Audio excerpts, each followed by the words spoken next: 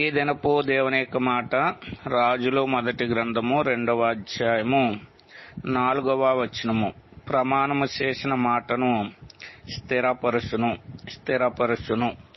దేవుడు ఒకసారి మాట చెప్పితే దాన్ని స్థిరపరిచేవాడుగా ఉన్నాడు. దానిని ఎన్నడూ కూడా మార్చే దేవుడు కానే కాదు.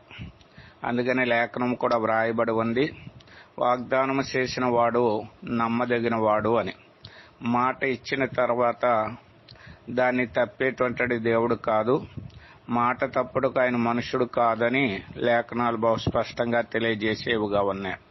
కాబట్టి దేవుడు మన విషయమే ఏదైనా వాగ్దానం చేస్తే అది మన జీవితంలో తప్పగా నెరవేర్చి దాన్ని స్థిరపరిచేటటువంటి వాడు ఉన్నాడు.